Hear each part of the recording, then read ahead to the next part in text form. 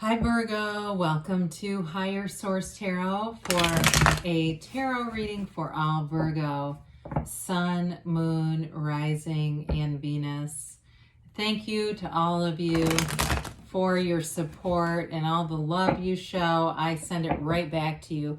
We're always connected. We are always together here, day in and day out. And if you are new to the channel, welcome to you. I post new readings every Friday, then again on Monday. So if a reading doesn't resonate, come back in a couple of days. You can watch a new reading. You could check other parts of your chart, or on Mondays, the reading style is different every week. So one week there's a love reading, there's a pick a card reading, there's, I do monthly and quarterly readings. In December, I'll have a yearly predictive reading, and that's kind of fun.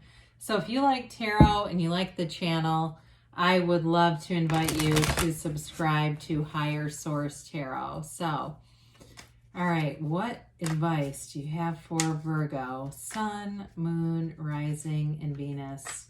What does Virgo need to know, please, for the best and highest good? Okay. All right, so we will begin here with the tarot reading, then we'll have the Angel Answers Oracle reading too. All right, you've got the Seven of Swords, haven't seen that in a bit, the Nine of Wands, the Six of Pentacles, the Emperor, the Ten of Swords, the Fool, the Lovers, and the Chariot. Well, this ended strong, didn't it? We've got Aries, Gemini, Cancer here.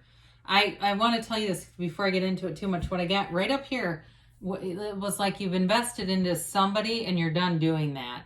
Like you've tried, you've given them everything you can, and there's just nothing else to give them, whoever this is. And it's nothing, you know, it's not a bad thing necessarily, but I feel like if it was a job, if it was an individual person, whatever it is here that you put so much time into, it really is in this place where you finally are going, it's like a tipping point has occurred.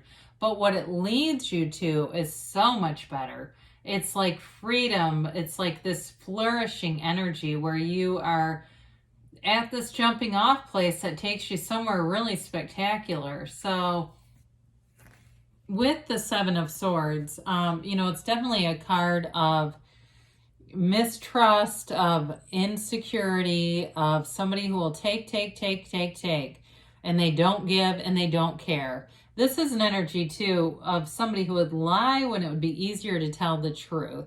I do think that you saw good in this person, or it could be in a company too, where it's like you finally moved on from a job or something, or even, I get this for somebody, and it may not be very many, like somebody you hired, like a contractor or something like that, or it could even be like an insurance company or something.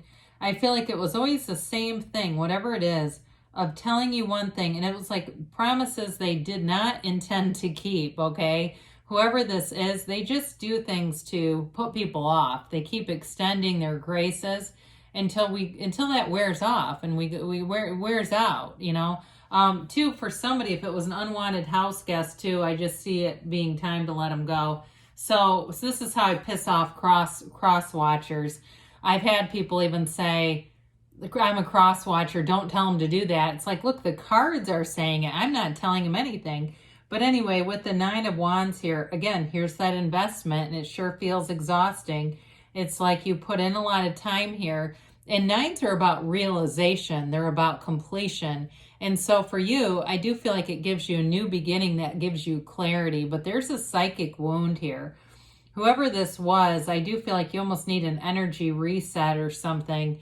You know, something where you can release them. Maybe it's NLP or something like that, where you can kind of break that energy tie in a way, or at least, you know, remove yourself from it, because there's something about that, like it's a real energy drain, maybe just a very toxic person that as you put some distance between you, that will be the antidote for it. So the Six of Pentacles here, I do feel like it's related to whatever that was. I feel like it's two things. In one way, it's like this is one of those cards where it can be read a few different ways, and I actually see it in two different ways here.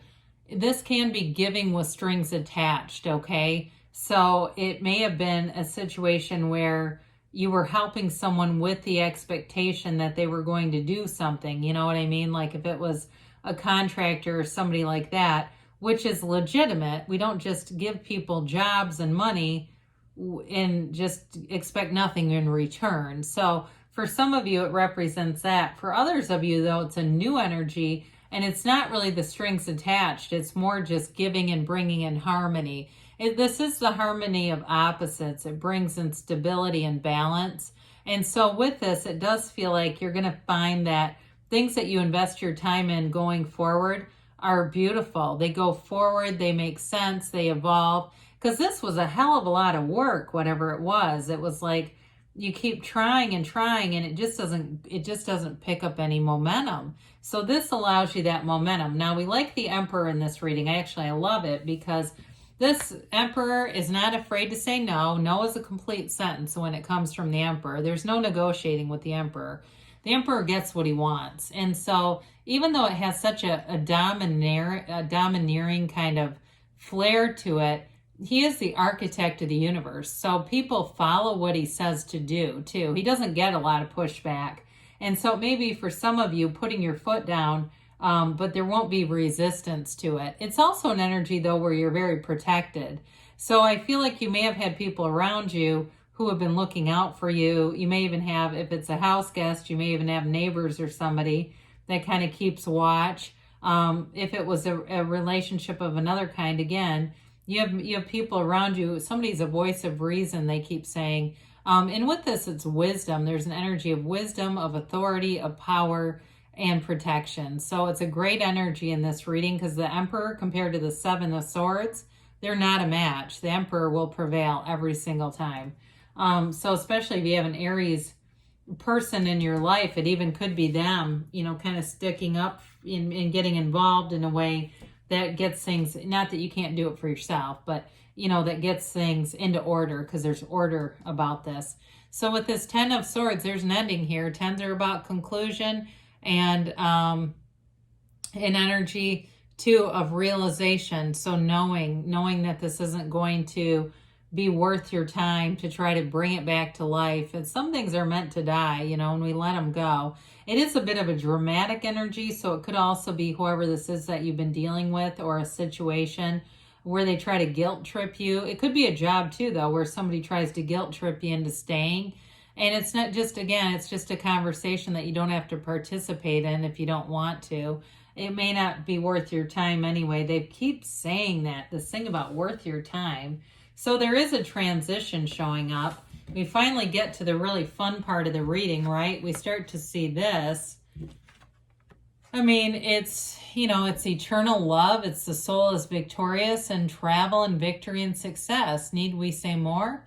Well, yes, we should, because that would be boring if we ended with that. I like all the yellow in the backgrounds. I think we talked about that a little bit.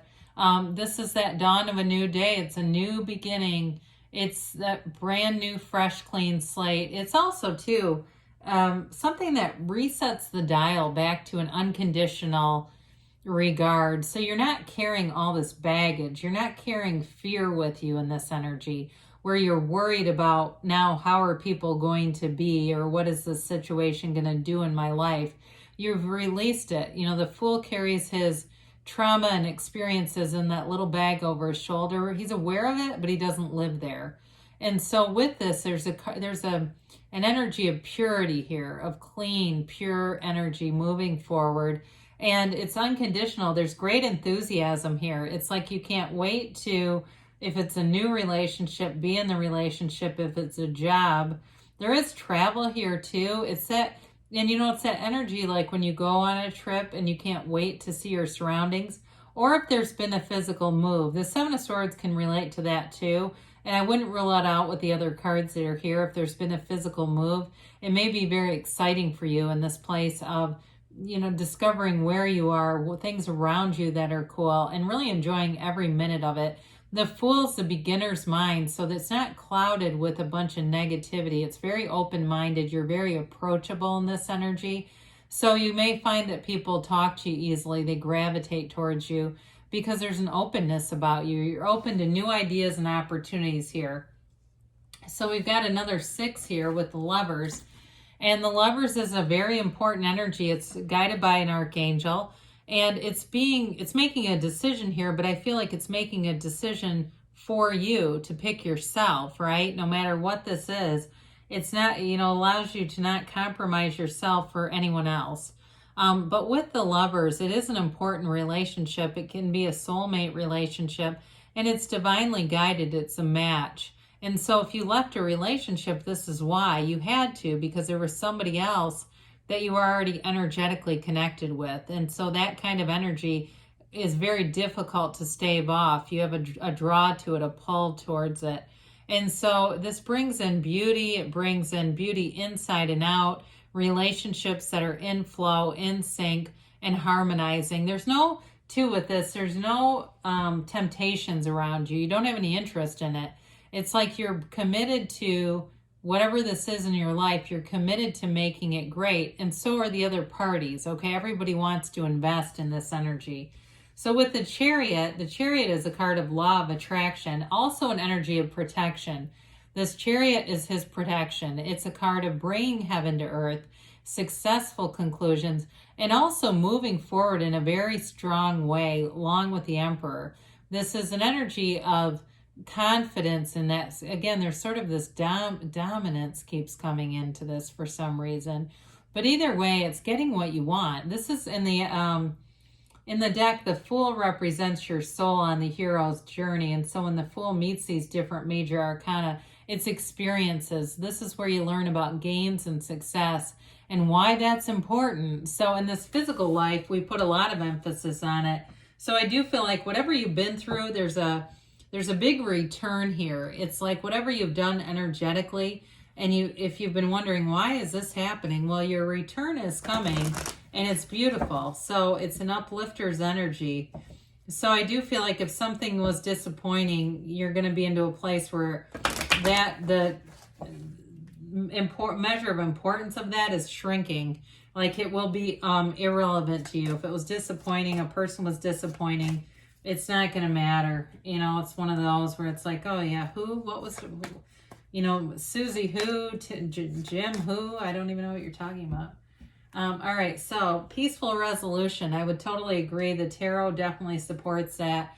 And forgiveness. It may even be about yourself. If you felt like you kind of were beating up on yourself, you're getting into a place where you're moving forward. Look for a sign. So those synchronicities are all around us within the next few months. And so you've got don't stop. So you're on the right path here, Virgo. Good things are coming for you. I love you, and I'll be back again soon.